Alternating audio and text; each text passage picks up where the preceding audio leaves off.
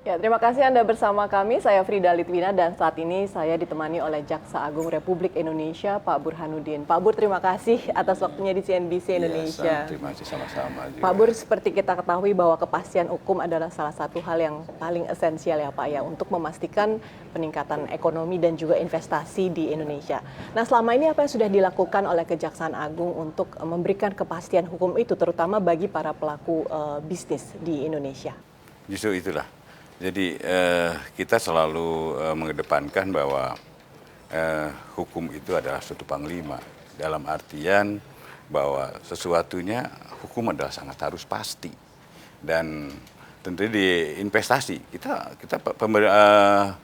negara lain, negara luar memandang kita ini kan awal-awalnya tidak ada kepastian hukum, maka enggan untuk menanam investasi di sini. Tapi kan kalau perkembangan, saya mungkin lihatlah bagaimana penyelesaian perkara-perkara yang di kami. Itu juga dan tujuannya untuk memberikan suatu kepastian hukum kepada masyarakat. Oh iya, wah kita sudah melakukan itu gitu. Dan alhamdulillah kita juga adalah tim investasi juga di situ. Dan alhamdulillah kita mulai dipercaya oleh masyarakat, dipercaya oleh negara lain sehingga investasi kita sebenarnya mulai berkembang. Oke.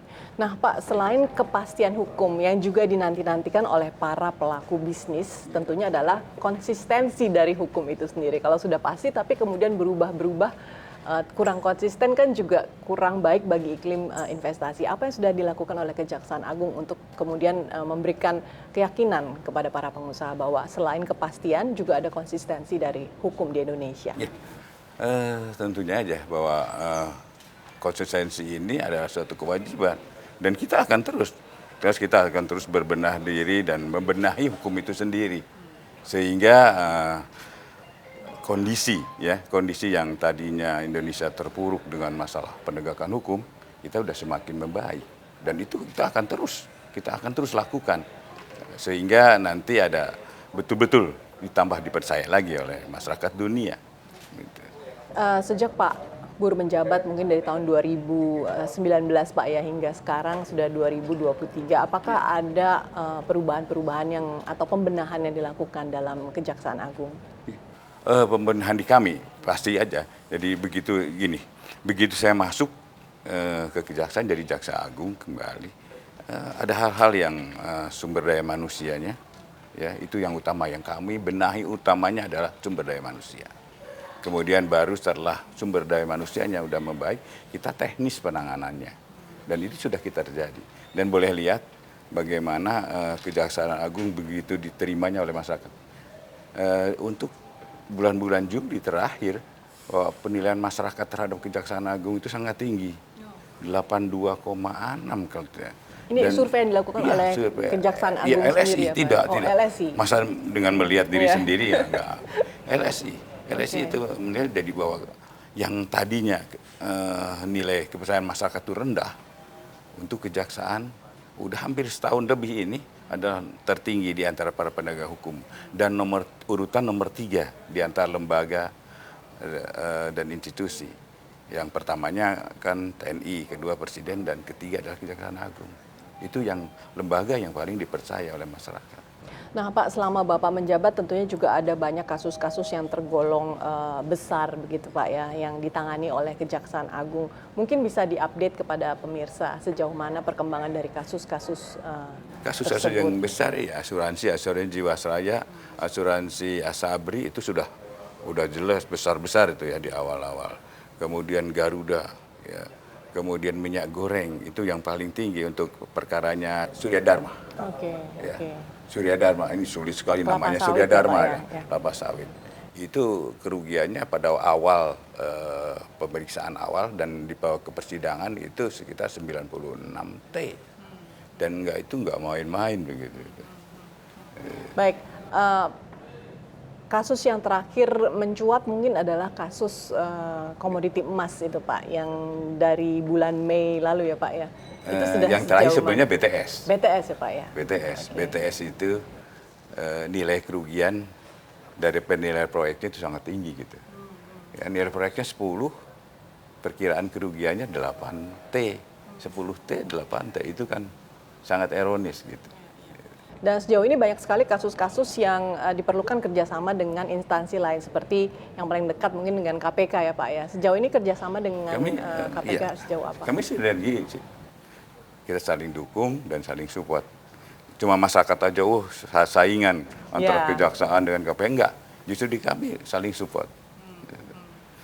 Bahkan ada perkara Garuda di sana ditangani selesai, kita juga yang Mungkin ada yang perlu disampaikan harapan dari Kejaksaan Agung kepada katakanlah instansi lain yang bekerja sama seperti KPK. Apa mungkin yang bisa diperkuat lagi Pak di sana? Perbuatan terutamanya saling tukar informasi dan support aja, kita saling support. Gitu. Karena KPK juga kan jaksanya jaksa Kejaksaan Agung juga. Jadi sebenarnya tidak ada masalah, kami selalu kerjasama. Nah Pak, di kalangan para pengusaha sekarang populer yang namanya good corporate governance ini Pak. Nah, bagaimana Jaksa Agung memastikan penerapan good corporate governance ini di sistem peradilan dan juga penegakan hukum di Indonesia? Kami kalau itu kita lihatnya yang BUMN aja, kalau swasta kami tidak ikut-ikutan. Dan tentunya kita akan melihat keseluruhan aspek apa yang dapat dinilai di situ gitu. Karena kalau hanya parsial-parsial aja tidak akan menemukan secara utuh perusahaan itu atau benar atau enggak. Gitu. Sejauh ini Kejaksaan Agung sudah melibatkan masyarakat sipil, organisasi non-pemerintah dan juga elemen lainnya dalam upaya penegakan hukum. Dalam hal apa saja ini Pak, terutama sumber informasi. dari mereka? LSM itu sumber informasi bagi kami. Saya hampir setiap hari itu 300 WA masuk ke saya adalah informasi-informasi tentang tindak pidana korupsi khususnya.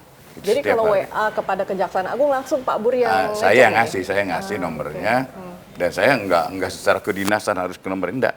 Saya kasih anak-anak teman-teman LSM, saya kasih nomor untuk memberitahukan ke saya, menginformasikan soal semuanya, soal korupsi, bahkan mengenai kepegawaian jaksa-jaksa di daerah manapun itu dilaporkan pada kami. Oke. Sejauh mana Pak laporan-laporan tersebut kemudian mendukung penyelidikan lebih lanjut yang dilakukan? Apakah semuanya valid begitu informasinya? Enggak pasti juga. Ada yang iya, ada yang enggak, ada yang usil, ada yang pasti khusus untuk kepegawaian. Jaksa-jaksa yang nakal, informasinya sudah masuk. Dan tahun ini aja untuk diketahui udah yang saya sidangkan gitu. Saya lanjutkan dengan perkara dikorupsikan gitu, itu ada 7 jaksa tahun ini aja. Jadi artinya masukan-masukan itu berarti juga buat saya gitu. Ya walaupun tidak seluruhnya benar, enggak juga. Karena yang usil juga ada, yang sirik juga ada, harus yang proyeknya ya, Pak, yang ya, proyeknya karena tidak dapat proyek, yang lain dapat proyek itu juga jelek-jelek, ada juga. Oke. Nah Pak Bur, beberapa kasus besar yang masuk ke Kejaksaan Agung adalah kasus asuransi. Apakah Kejaksaan Agung kemudian punya strategi khusus nih Pak dalam menangani masalah asuransi? Ya. Asuransi yang ada yang kami tangani adalah Jiwasraya, kemudian Nasabih. Justru kami ikut membangun kembali, membantu lagi BUMN bagaimana kita merecovery-nya, bagaimana kita memperbaiki sistem administrasinya, keseluruhannya kita dukung.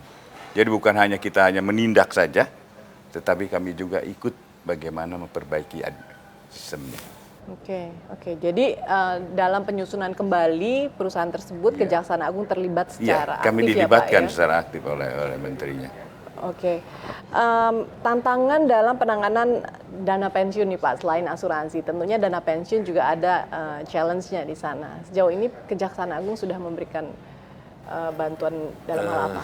Begini, kalau tantangan sih enggak ada, tapi yang utamanya bagi kami adalah bagaimana jangan sampai yang pensiunan itu kan cuma itu aja.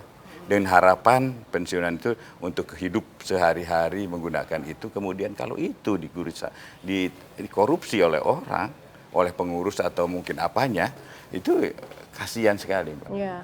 Lantas seperti apa jaminan yang diberikan gitu Pak, supaya sejumlah orang ini yang memang hidupnya bergantung kepada dana pensiun bisa kami koordinasi dengan dipastikan? kementeriannya. Yang pasti kami koordinasi dengan kementeriannya. Jadi hal demikian tidak boleh begitu. Maka kita bantu, kita support bagaimana cara penyelesaiannya supaya uang masyarakat yang sangat dibutuhkan itu tidak sia-sia kemana-mana. Apakah ada dapen yang kemudian akan diperiksa, Pak? Ada dua yang diserahkan oleh Kementerian Menteri BUMN itu kemarin ada dua dapen. Belum bisa di... Nah, kita nggak buka dulu. Masih konfidensial ya Pak ya. Iya. Dan untuk memperkuat sistem hukum ini, apakah ada strategi khusus untuk mempercepat penyelesaian perkara, Pak? Strategi khusus enggak, tapi kami membuat tim-tim yang betul-betul yang solid dan betul-betul mempunyai talent di situ. Dan alhamdulillah kita tidak terlalu lama.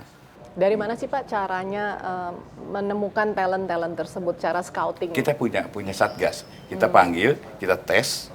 Jadi kami jaksa-jaksa di daerah kita tes, kita akan wawancarai dan pasti ada ketahuan talentnya di mana. Oke. Nah, penggunaan sosial media nih Pak selama ini oleh Kejaksaan Agung sejauh apa? Jujur, sosial media sangat membantu kami. Ya, sangat membantu kami. Kami tidak bisa, contohnya aja contoh kecilnya, kami tidak bisa mengawasi jaksa di seluruh Indonesia. Tapi kan kalau dengan adanya sosial media, kejadian misalnya di Papua, itu dalam detik saya sudah mengetahuinya. Itu, berapa detik kita sudah tahu, oh ada kejadian ini. Dan kami akan tidak lanjuti begitu yang gitu. Oke Pak Bur, kita masih mau melanjutkan dialog ini, tapi kita harus jeda dulu. Pemirsa tetaplah bersama kami. Kami akan lanjutkan kembali perbincangan dengan Jaksa Agung Republik Indonesia Pak Burhanuddin sesaat lagi. Tetaplah bersama kami.